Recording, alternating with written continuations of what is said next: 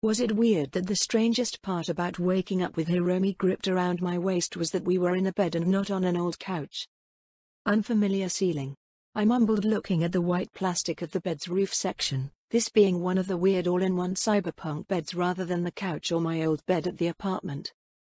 I blinked as I realized I hadn't set myself an 8 hours like usual, but something had actually woken up, and it wasn't Hiromi's snorting snores in my ear. The rocker boy is at it again," I mumbled. The faint rumble of bass coming through the walls had woken me up. After a bit of wiggling, I managed to work my way free of Hiromi's death grip, getting her attached to a pillow instead as I got up and stretched. I hadn't done the insta-sleep, so I was actually a little drowsy still. I grunted quickly as I stretched out my back. Quietly I padded out to the living room and noticed June's boots were by the door. I guess. Okay, that was slightly useful in quickly determining when my gonk brother was home or not. He must have come in pretty late. I hadn't even heard him. Okay, I was going to put some of my own security up. The old apartment had been small enough that if anyone entered I would notice even if I was asleep, but now if I was in my room, I might not notice at all. I walked up to the fridge and then slammed it shut. It was full of XXL burritos. Full. Time to cannonball a fucking gonk. I determined and headed to his room. His door swished open and I saw that June was passed out in a mess of blankets. June was a messy sleeper. He was about to become a whole lot messier as I prepped myself with a few stretches and then I leapt, elbow dropping onto him. Gently. I didn't really want to hurt him. The loud oof that burst out of him meant I had achieved my goal. But Motoko was no fool. I had learned from my previous mistakes. I instantly got up and delted. The angry Oni roared and rushed after me, struggling to free himself from his blanket bindings. I easily made it to the living room before him and I only had a moment to decide a strategy. Couch? Not deep enough to hide. Kitchen? Too full of burritos. My room? Obvious choice, also full of potential weakness with Hiromi. She would likely help June just because. Or June would use her as a hostage. Neither were acceptable. The roar of the Oni behind me urged me on. I leapt across the room, rolling and turning to see him rumble out of his room, red eyes bloodshot and angry. Motoko! He roared, as he charged. Unfortunately for him, I was a ninja. I charged back, leaping just in time to miss his grasping hands, and planting a foot right onto the top of his head, letting me get just a bit more distance away as he spun in rage to catch me. Too slow. Naya. I taunted, wiggling my tongue at him. The Oni raged and chased, but there was one benefit of our bigger apartment. It had a higher ceiling. I was able to continue to leap away as he chased, planting my foot right on top of his head as many times as I could until finally I tired out the beast. Not that I wasn't worn out as well. How about a peace talk? I offered, breathing heavily as I rested against the wall near the couches. June was over by the kitchen where I had just left him, once again face resting against the fridge. Motoko. Why? Why? You need to ask me that, you gonk. Open the fucking fridge. What's wrong with the fridge? He demanded, back opening it and looking around, seemingly making sure his burritos were still there. Looks fine to me. You fucking moron. You filled our fridge full of your stupid burritos. You can't even eat that many before they go bad, you gonk. XXL burritos are good for 3 months, Motoko. You should know that. He replied in a tone saying I was the moron for not knowing and accepting this as fact. Oh my god, how often have you eaten 3-month-old burritos? What? I think I'm gonna be sick. I mumbled at the idea. They already tasted awful. What would old XXL burritos taste like? Of course, that was my mistake. I took my eyes off the Oni. A moment later, 2 impossible to budge arms wrapped around my chest and held me tight against him. Caught you? Yeah, but you're the one that eats those things. So I think I'm still the winner, I told him. June didn't like that. June will remember that. Hey, what are you doing? I demanded as June started moving. June? Hey June. Hiromi. My brother has gone cyber psycho. Look at the fridge. I demanded to Hiromi, who we must have woken up as she was blinking sleepily at the fact June was carrying me across the apartment. Then he took me into the bathroom. Hey. June. Don't you dee. I squealed as June carried me right into the shower and hip-checked the shower controls. June didn't seem to mind the freezing cold water as he held me right into the blast for a long while as I struggled to free myself. You okay? FFFINE. I chatted at Hiromi as she rubbed a towel around my shoulders. June was a madman. He stepped out of his room rubbing a towel over his own hair and looking like he had won $1 million. The grin on his face was something I swore to remove in the most annoying fashion possible. "Oh no WWTH, this means war." I snarled at him, but June had won the battle despite my surgical initial strike. "You okay, Hiromi? We didn't wake you too early with the roughhousing, did we?" June asked, and to my irritation Hiromi giggled. "No problem, June. I got an interesting show out of it after all." June just smirked at her, as he headed into the kitchen and to my disgust grabbed a burrito for breakfast. "You want one?" "Never." I chattered, but Hiromi shrugged and accepted breakfast. I couldn't even look at her after. That burrito probably gave her super cancer. Ignore the fact I've eaten them from time to time in the past. That was the past. "What XXL burrito corpo has you in their pocket, June? Just tell me and I'll make them disappear. We can buy you some new taste buds." I begged him, but instead of answering he just chucked one of the burritos at my head, and I was too cold to dodge. I glared at him as the burrito thankfully didn't splatter across my face but definitely crumpled against me, deforming around my face. "That's disgusting, June. Eat your breakfast, you brat." The doorbell rang not long after. Hiromi was already gone, needing to go to school today, and June was just eating his second XXL burrito of the day. Disgusting. I quickly put my laptop to the side. A slight push with my feet put me into a handstand on the back of the couch, and then I was back on my feet and walking towards the door. Room for doing cool gymnastic stuff was, I would admit, another small benefit of the new place. I'll get it. I called to June, who didn't look like he was making any attempt to get the door anyways. Jerk. I for once wasn't actually armed. Even I didn't sleep with my gun holsters on me, but I had done some of the basic prep work last night. Right next to the door was my Carnage shotgun, which I prepped with my left arm, gun pointing downwards but ready, and opened the door with my right hand. As soon as I saw who it was, I was tempted to raise the shotgun up. But June would get angry. "Fujimura. Kusanagi." He greeted me in turn. To my surprise he was alone. Probably the first time I had ever seen him somewhere without at least one or two of the kamikaze at his back. "Fujimura-sama. Come in," June said as he had stood up quickly, probably realizing I had no intention of actually inviting the guy inside. I didn't grumble, but I thought about it real hard as I stepped away and put my Carnage back against the wall for next time. He stepped in and walked over to June. "Junikiru. How are you settling in?" "Very well, sir. The apartment is perfect for us. Thank you again," June replied, even offering a little bow. "Good. If you have any problems, you know I am down the hall," he said, and then took a seat on the couch. But before I could get annoyed at him just sitting down as he liked, I couldn't help but be surprised. "Wait, you live here too?" "I own this entire floor," he stated simply. He was kinda a dick, but I couldn't deny that it fit. He could fill the floor with people that would protect him and offer them homes all at the same time. Fujimura struck me as the kind of guy that would do one thing with multiple benefits. "Kusanagi. Sit," he demanded, and I realized that he was talking to me. Instantly my hackles rose up. I was going to give him exactly what I thought about him ordering me around in my own home, but I noticed June looking at me with a stupid pleading puppy dog face. "Fine." I settled onto the couch. "What do you want, Fujimura?" "Your rudeness during the meeting you barged into has been noted, Kusanagi," he said to me, and I just ran an eyebrow up at him. Like I care? He seemed completely unbothered by my lack of reaction.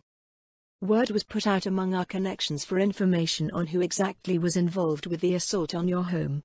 The scavs that attacked you assaulted you with their entire group. They are gone. That should be the end of that problem," he offered, and I could see June relax with a sigh. "Wait, why would that be the end?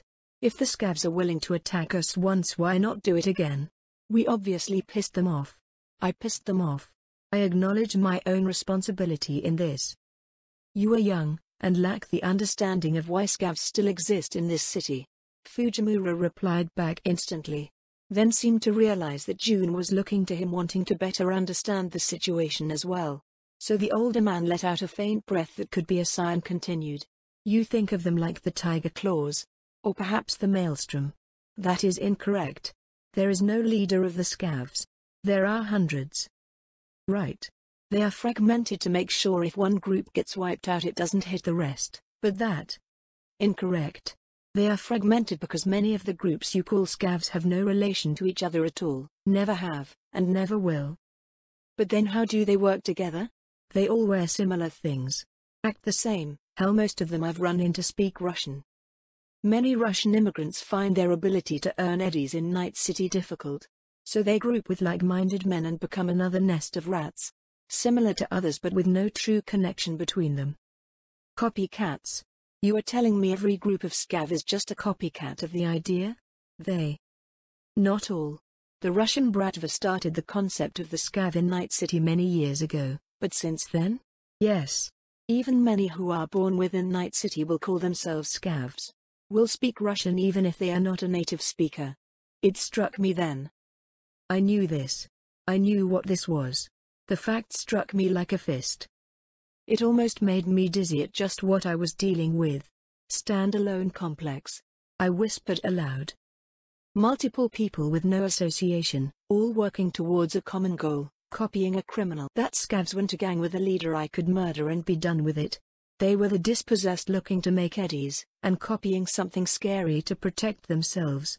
Putting on a mask to easily describe themselves. Fujimura prompted, hearing my whispered words. Nothing. Just an explanation that I wasn't expecting. How do you kill a group that pops up without any central control? A completely random group of people all committing horrible crimes? You don't. You send out the exterminators from time to time to clear out the infestations and then move on. Fujimura said, and I couldn't help but look up because, the way he said it. That wasn't an irritating old man explaining things to a kid. It was gentle. Or as gentle as a man like Fujimura could ever do. Let it go, Kusanagi. Kill them when you find them. Exterminate them when you can. But don't dedicate your life to something that will never end. That's stupid. Even if it's a standalone complex. There are ways to fight back. I just have to make the idea of scavs so toxic that no one will ever use it again. The words were out of my mouth before I realized it, but the truth of them made me nod. I've already started a way to do it. I kill them and every time I do, I send out a BD. I can show the city. Over and over. That being a scav will just get you killed. Quickly. Brutally. Fujimura didn't speak for a while, just watching me with a flat face. I told you most scavs are without leadership, but don't think that means all of them are. The Bratva will not ignore you. They will destroy you swiftly, and without compromise. I had nothing to say to that. Bombing. Snipers. An actually competent kill squad. I wasn't invincible, and worse yet, my chums were either. Why was this so hard? Of course that is only if you continued to work as you have been. Alone. The claws make it a point to remove scavs from our territory whenever we find them. This is something the Bratva is already aware of, and they do not often settle in our territory for this reason. Your path to be an edge runner won't bring you what you desire. I met his eyes and had to admit. He was right. If I tried to do this like a Night City edge runner, I would end up dead. My chums would die, and likely everything would go to shit. If I tried to join the gangs, my path would be different, but I would just be a disposable tool. If I joined a corp, that's just another flavor of gang. I knew all the paths that someone in Night City could take. I knew the downward spirals they all inevitably fell into. Could I avoid the same trap? I stood up and just walked back to my room. I didn't want to deal with Fujimura anymore. I had things to consider. I ended up taking a nap. 8 hours passed in a blink, but in the end it made me feel better. It made me feel more in control. I walked out into the living room to an empty apartment. June obviously was at work or out, and I just didn't want to deal with the quiet. I turned on the TV and ignored the stupid shows, but at least it created some noise. The couch didn't make much noise as I flopped on it. Not like our old one that squeaked, or puffed out air depending on where you landed. Was it weird that despite this apartment feeling closest to something from my last life, that it now felt foreign? The apartment had carpet. My feet tapped out an arpeggio as I thought. I think I had to stop for a while. Too much had changed all at once, and between the kamikaze and my own actions we had done a pretty good job of wiping out a whole lot of scavs. There would always be more. Well, there would be more until I killed them all and salt and dished the very idea of being a scav in Night City. But until then, I needed to slow down. For my own sake. Besides, I could use the time to gather more scav den info. No. I stood up then as I realized what I was doing. Obsession was something I had always had well, I wouldn't call it an issue exactly. But it could be. And right now it was. We were safe. The scavs wouldn't have any idea where we lived, and we had protection. I would do some work on the security today, and then I would stop thinking about scavs for a few days. Minimum. I reached over and grabbed my guitar. I wasn't good with sitting and doing nothing. So I would just make music for a while instead. The day had come and gone. Then the night. June hadn't come home, and the sun was rising. I had taken a break after an hour of playing music, and gone out. Spending a couple grand on some additional security for the apartment. Then installing it all. Of course it was just off-the-shelf junk. It wouldn't really stop anyone. But I was currently programming out a bit of a trick. The thing with door locks is that they are never really going to stop someone. Instead I was going to keep the entire thing looking off the shelf, while inside the programming would have a bit of a trick. Sure, you can break into the apartment if you really want. But I would know. And knowing is half the way to avoid a trap, or a surprise raid. I was still working on the code. Making the security system send an alarm if it was hacked wasn't hard. But letting it work without alerting the netrunner breaking in was. So I was fiddling with a few design options to sneak the alert through. It was progressing pretty well with Inspired Programmer keeping me full of inspiration. Ringing, I blinked at the noise, checking the agent view. Malcolm. What's up? Motoko, I need help. Fuck. Cocksuckers shot me. Malcolm gasped into the line as soon as I chirped my greeting. Instantly I was moving, rushing for my room to grab my guns. Where are you? Tell me everything. Fuck. Shit, I'm bleeding bad. Okay. I'll send you my ping. I'm on a train right now. Two lost them. They stopped chasing me when I got on the rail. Fuck. Oh god. I was buying a car. They were trying to jump me. Steal the money and those fucks. It was supposed to be my car. They fucking killed me over this shit. His voice broke down into a quiet moan. Okay, I'm on my way. I'm pinging everyone as well, in case someone is closer.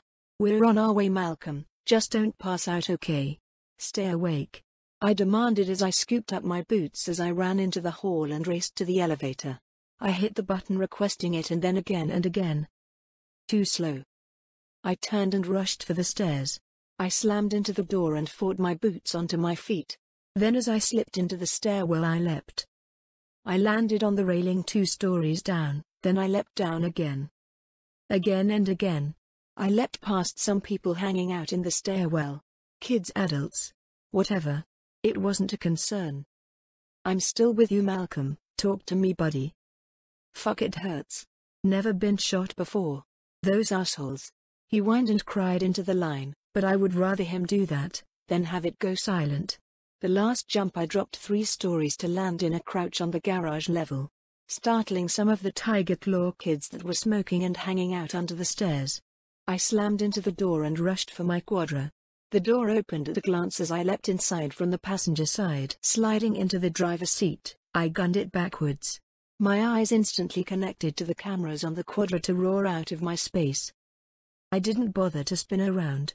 Tires screeching through the garage, I slipped my quadra into a reverse drift to make the entrance ramp and continued roaring backwards until I hit the top of the ramp, absolutely maxing out the engine as it leapt into the air. I hit the ground and spun, finally facing forward already in the street and ignoring the honks of people that I had nearly crashed into. My quadra roared. All 1,000 horsepower roared as my foot hit the pedal all the way down. I'm on my way, I said again into the phone as for the first time I really truly ignored traffic laws. I raced the streets, swerved through traffic, and ignored lights. The sidewalk was perfectly good for getting around traffic as well to my current estimation. I had no care about anything because one of my chums was in trouble. Malcolm was my friend. I wasn't ready to lose a friend to this city. Talk to me, Malcolm. Tell me about these assholes. Fuck. They were selling a Rayfield Motoco. It was a second-gen Caliburn. Yellow silver. The best paint job. It was so beautiful. And cheap. It was only $70K. I wanted it so bad. I decided. I thought fuck it. It's my dream car, you know? I have a poster of it above my bed. Dreamed about that car since. Forever. If I had it. That means I made it, you know? Yeah, Malcolm, and you will. Believe me. Just keep breathing, chum. I'm almost there. And I was. Malcolm was still in Westbrook. Just farther south. Near Charter Hill. He had sent me an active GPS ping, and it wasn't moving. Did you get off the rail? Yeah, they kicked me off. Bleeding too much, I guess. Fuckers. He mumbled. Fuck. Hey Malcolm, listen to me. You keep your damn eyes open, and keep breathing. You hear me? Yeah. I gotta listen to you, right, boss? Hey. Who would have thought I'd be working for your gonkas? Fuck. It's been great though. He trailed off. Yeah, it's awesome, and your brain is amazing at noticing things. Couldn't have done the yacht heist without you, yeah? You were the one to figure out the scavs. So stay alive, Malcolm. That's an order from your boss. I gasped out desperately as I made a stupidly dangerous turn. Yeah. I skidded to a halt as traffic was blocking me again and the sidewalk was full. I honked and revved into the sidewalk anyways. People scurried out of the way as I drove as slow as I could bear around the cars stopped at a light until I hit the road and revved to skid onto the cross street into the active traffic. Swiftly forcing a position and then accelerating. Just gotta hope NCPD were busy right now. At least I was getting responses from everyone. Vic had responded to my frantic text message and he was on his way with med supplies to keep someone alive. I just had to get Malcolm to him. I was there. The sidewalk was a perfectly good parking spot as I nearly drove onto the escalators running up to the platform. Driver's side door opened, and I was off like a shot, racing up the escalator until there were people in the way and then I jumped onto the railings and just raced up that. Then I was on the platform, and it wasn't hard to see Malcolm. A pool of blood with bloody footprints leading to him slumped up against a sign and a small space in the crowd, but no one was trying to help. Assholes. I leapt, landing beside him in a single movement. Hey Malcolm. Calvary is here. Come on. Take this. I offered him a Mac stock, while I grabbed an air hypo and jammed it into his chest. Phew. He cursed, his breath suddenly much fuller as the air hypo oxygenated his blood. Well, as much as it could anyways. Take the Mac stock, Malcolm. I demanded and grabbed some bandages out of a hip pouch. Fuck, the bullet hole was bad. Through and through his chest, just below his armpit and out almost between his ribs on the front. That was not good. I wrapped a bandage around him as best I could and then hefted him up. Malcolm was bigger than me, true. But I was so freaked out, I didn't even care that he was a bit heavier than me. I pulled him into a princess carry, ignoring his cry of pain as I started rushing to the escalator. Vic. I got him. Sending you pics. I'll be rushing to meet you. I sent Vic as I finally didn't need to be on call with Malcolm. All right, kid. Just breathe, steady now. Let's save your chum. He whispered into my ear, and it was calming as I rushed down the escalator, doing my best not to jostle Malcolm, or bump him into anything. Get the fuck out of the way. I roared at some fucking morons not idling in front of me, and it was only when I started to try and grab my boya that they hurried out of the way. My quadra was still there idling, although I wasn't surprised to note some gonk kid was running off with an armful off. Okay, stealing my homemade grenades was pretty ballsy. That's a scary kid for the next few days. I slipped Malcolm into the passenger seat, and strapped him in. This was going to get wild. Hey, You're gonna have to not drive like a granny. Malcolm joked at me weakly as I slipped into the driver's seat. Yeah. I agreed bluntly and then floored it again. Vic was heading this way, but it was still far. And Malcolm was bleeding. I couldn't tell exactly what I babbled at Malcolm to keep him focused as I raced through the streets. It was all a blur, and I was sure that without cool nerves I definitely would have gotten into an accident, as I was sure my entire body would be shaking if not for that. Thank you, system. Thank you, gamer powers. Thank you, whatever thing gave me the ability to actually act through my panic and try to save my tune. I almost ran into Vic, who was driving an old VL4 Columbus van. I slid into a screeching power slide right beside him, nearly startling him off the road as he jerked the wheel a bit, but braked after, and then he was there. My passenger door opened and Vic instantly slipped some device with a big canister attached against Malcolm's chest. I heard the pneumatic sound as it activated.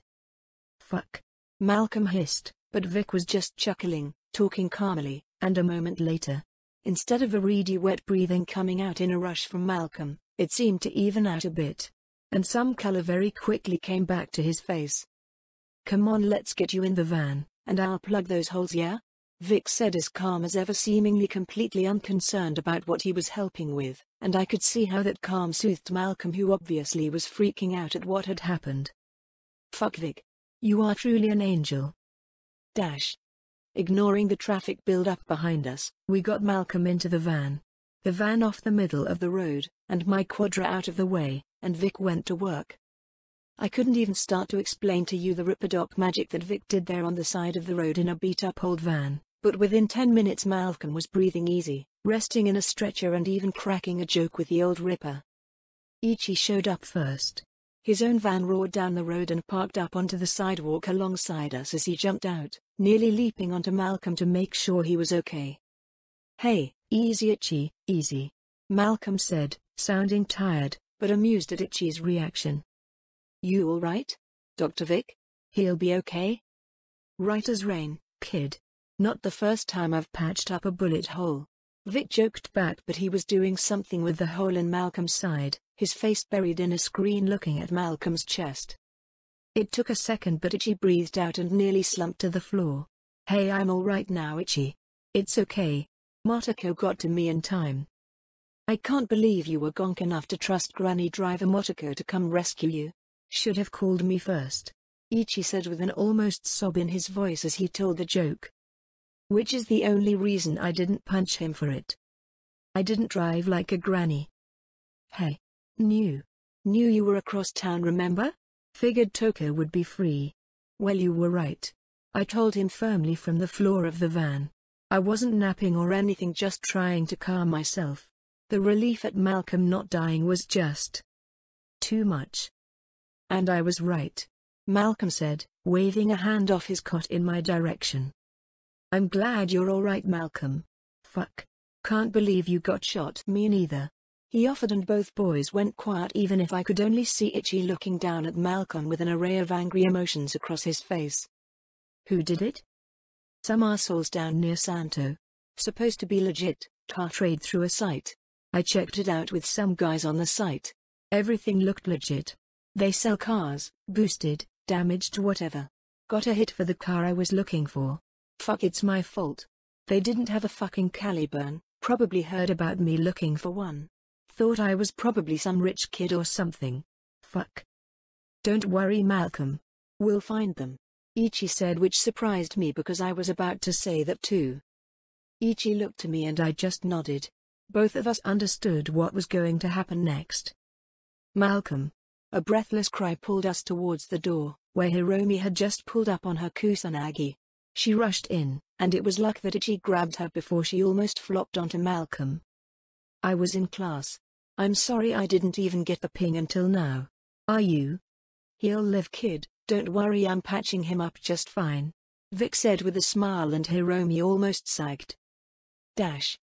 We filled in Hiromi on everything, and in the end an hour later Malcolm was at Vic's clinic resting. But I was going to go find some fuckers that shot my tune. I was almost up the stairs when Ichi grabbed my arm, stopping me. I'm going with, he said, no hesitation in his voice. He was pissed, which is why I didn't want him to come.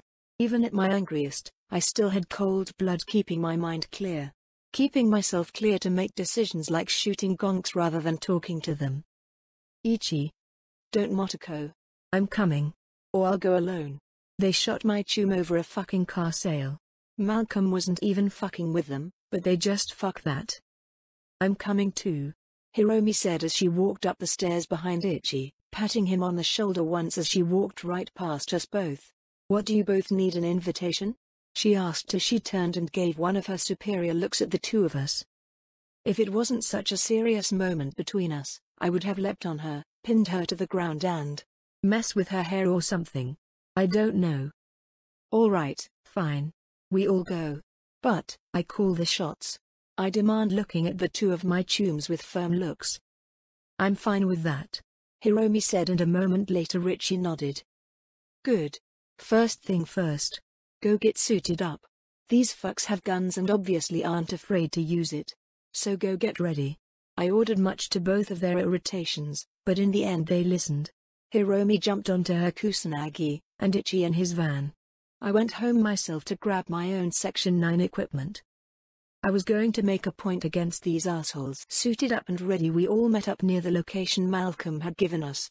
Stay close together, guys, and keep your eyes open, I demanded, making sure they both understood before we walked down the block towards where Malcolm's little meetup was supposed to happen. I had my tech goggles down, blocking my eyes and face, as I wandered through the crowds of Night City people. We were in Charter Hill, just on the other side of the canal cutting off Charter Hill and Orio. I followed the location GPS through a back alley, through a small alley filled with old homeless tents, and then into a small inner court area for the apartments around me. The place had old shop spaces all closed down and shuttered along the edges. Each of the shutters now covered in years of gang tags. Hiromi and Ichi both stayed close together, weapons ready and waiting. But while there were some people here, it didn't look like our people. Not that we were sure what they looked like. Damn it, Malcolm. You walked into a deal with no backup, no information on whose these fuckers were. I let it go as I searched around, trying to find a clue, or just someone I thought could answer some questions, when I noticed it. A puddle of blood, with a trail leading through to the street beyond. I stepped low and touched it with a chrome finger. This was where Malcolm got shot. I could actually see the rail line he must have run to from here, straight through the gap he had escaped through, and the trail of blood. This is the right place, all right, I muttered as I looked around, scanning the area, eyes flashing, checking everything I could.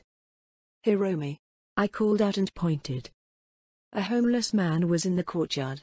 A little shack of cardboard and old benches in a corner. She nodded and Ichi followed.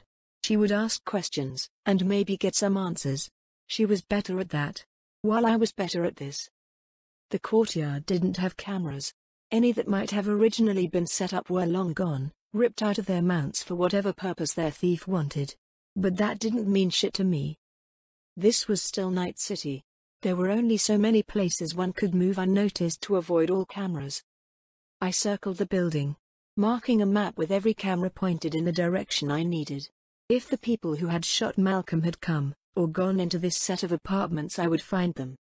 I met back up with Hiromi and Ichi, Hiromi looking a little irritated, but her face shifted as she saw me return.